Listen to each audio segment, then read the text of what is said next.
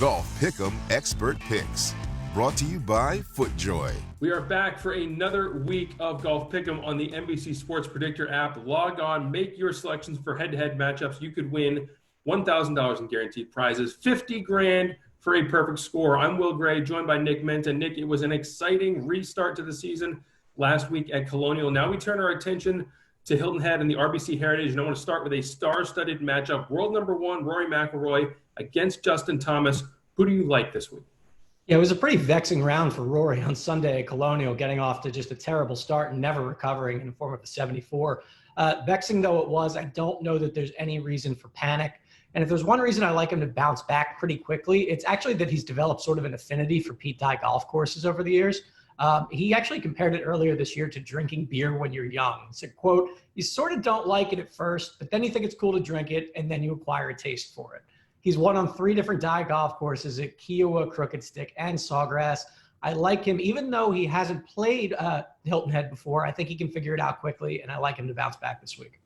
Pete Dye and drinking beer. I did not see that one coming, I will admit. You're right. Justin Thomas and Rory both had disappointing Sundays. I'm actually going to go the other way, and I'm going to take JT, who is now up to number 3 in the world, already has 2 wins to his credit this season, finished tied for 10th last week despite the disappointing Sunday. He's at least played here a couple times before, finished tied for 11th back in 2015. I will give him a slight edge, even though I'm going against the world number 1. All right, Nick, we continue with a matchup between 2 of perhaps the biggest question marks in the field, Jordan Spieth and Bryson DeChambeau, both factored until late on Sunday at Colonial. Spieth has played well here before, but so has Bryson, and he actually is the one that I'm going to go with. I'm all in on beefy Bryson. He finished T3 and T4 at this event in 2016 and 2018. That was before he was hitting the ball 700 yards off the tee. Clearly, he showed at Colonial that even if the course doesn't require a driver, that's still going to be an advantage. I think he could be a definite contender, could win this week. Yeah, I agree with you about Bryson. And can we also mention that he's hitting a 5.5-degree driver? That's like a putter, and he's hitting it 340 yards off the tee. The reason I'm picking Bryson is because I'm still so skeptical of Spieth, and I'm really curious to find out this week if his contention last week was the product of him playing a golf course that he's very comfortable on, or if he's actually turned a corner. And his ball striking over the weekend, particularly late on Sunday, leads me to believe that he's still not where he needs to be. In this case, I trust Bryson, beefy Bryson, way more than I trust Spieth at this juncture. All right, Nick, next matchup is a pair of top 10 players. Only one of them played the weekend at Colonial. Xander Schauffele and Jon Rahm. Who has the edge this week in South Carolina?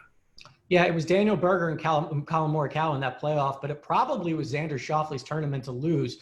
A lip-out putt at 17 really cost him, also that iron into the water at 15. Otherwise, we might be talking about him today as the first champion of the PGA Tour's restart. He said after the round yesterday that he doesn't think that this is going to haunt him when he goes to bed. He's going to put his head down and know that he's playing good golf, and that both Colonial and Hilton Head are kind of similar tracks in the sense that you have to ball strike your way around.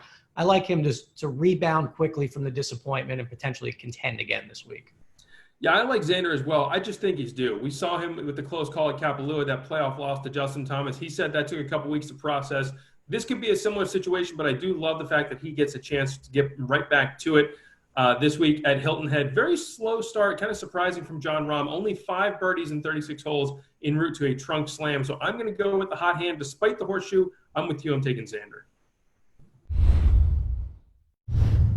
A matchup of a pair of former U.S. Open champions, Nick. We've got Dustin Johnson and Justin Rose. I'll go first. I'm going to back the Englishman who came this close to the playoff at Colonial, but he played really well with that mixed bag in his first start since his official split from Hanma. Hasn't played Heritage since 2008 when he withdrew after the first round, but I don't care. I like his chances. I like what I saw of him last week. I don't love what I see from DJ. What do you like? I'm inclined to agree with you with Rose. I also think that this is the kind of golf course that really suits him. It doesn't require a lot of length. He can ball strike his way around, and he tends to raise the level of his play to the challenge of the golf course. He's a guy who's known for winning on some of the toughest tracks on tour. So I think that this could really benefit him. I loved what I saw at Colonial, and I don't see any reason why he shouldn't have similar success this week. 2 guys who combined to win 3 majors back in 2018. Nick, we're talking about Brooks Koepka and Patrick Reed. Who is your pick this week in Hilton Head? Yeah, I expected Koepka to come out hot last week at Colonial, and it was more of a middling effort, but he made the cut. He played through the weekend, and now with 72 holes under his belt, this is a guy who's always liked to play his way into form, and I think he could, in his tournament debut, show up and meaningfully contend this week at Hilton Head. I will take Brooks Koepka. Yeah, nothing wrong with 4 straight rounds in the 60s, which Brooks Koepka put together. But I still think I'm thinking there could be a little bit more rust under the hood there that he's trying to shake off. I'm actually going to go with Patrick Reed, who is now up to number 6 in the world. That top 5 claim from 2014. He's so very within close. his reach. I'm concerned. I'm not going to lie. He has never broken 70 in 9 rounds at the RBC Heritage, but I'm going to take my chances. I'm going to go with Reed. Let's ride.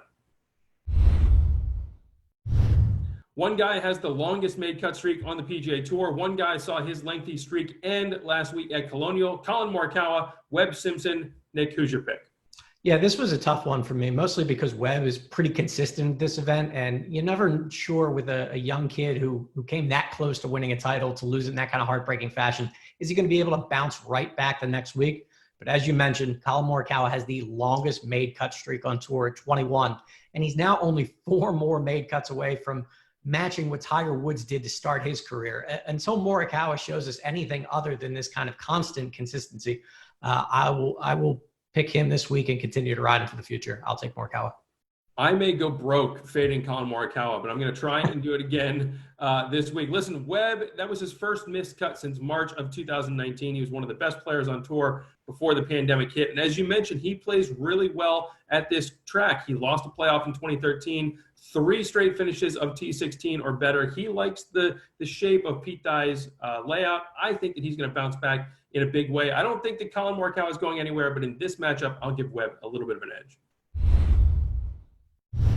When we're talking about horses for courses at the RBC Heritage, 2 names come to mind, Matt Kuchar and Luke Donald. Nick, they both had tremendous success at this event. Who's going to have more success this week? Will you always take Luke Donald at Hilton Head? Unless, of course, he's in a matchup with Matt Kuchar. I will take Kuchar, who, even though he missed the cut last week, at least was able to shake off a little bit of competitive rust. He's won here. He's been a runner-up here. He consistently performs well. And even though both of these guys love this track, Donald hasn't played since the Honda back in March. I'm going to take Kuchar, who at least got 36 holes under his belt last week. Luke Donald, 5 runner-up finishes at this event since 2009. Just an incredible run for not ever slipping into that tartan jacket. But I'm with you. I'm going to go with Matt Kuchar, who notably, he rinsed his final approach on Friday to miss the cut by 1. That one stings a little bit, but he is probably looking forward to getting back on the horse at a course where he has a victory in 2014, 6 straight top 25 finishes. He was a runner-up last year. Plenty of good vibes along the Calabogie Sound. I'll take Kuchar. All right, Nick, those are our picks for the 7 head-to-head matchups, but in this game, you still need to pick a tournament winner. Who do you have slipping into that tartan jacket this week in South Carolina? I was so close last week in picking the guy who was going to slip into the plaid jacket when I took Collin Morikawa. Hopefully, I can be as close this week or a little bit closer and actually get the winner right. I will take Justin Rose. I was really encouraged by what I saw from him last week, and I believe that Hilton Head really suits his game. I think he's going to have a lot of success this week, and I would expect him to contend, if not win, at Hilton Head. Will, who's your winner this week? Yeah, you had Morikawa. I had Jordan Spieth last week. So those are 2 good starts, not quite getting the job done. But listen, I'm buying into the narrative. Give me Bryson. I don't even know what to expect anymore, but just the eye-popping distance, the wedging, if the putter gets even remotely hot, he's going to have about 60 chances for birdie this week. I'm going to take my chances. He's finished so well here, even before he was hitting it a mile long. So I will take Bryson. You've got Justin Rose. We've got 2 guys who both played really well last week. Let's see if that'll translate into a victory this week. But remember, get the NBC Sports Predictor app, log on, make your picks for the head-to-head matchups, pick a tournament winner, pick a score for that champion, and you could win $50,000 if you get it all right. Each week, $1,000 in guaranteed prizes up for grabs. For Nick Menta, I'm Will Gray. Thanks for watching. We'll be back next week for another round of Golf Pick'em. Golf Pick'em Expert Picks. Brought to you by FootJoy.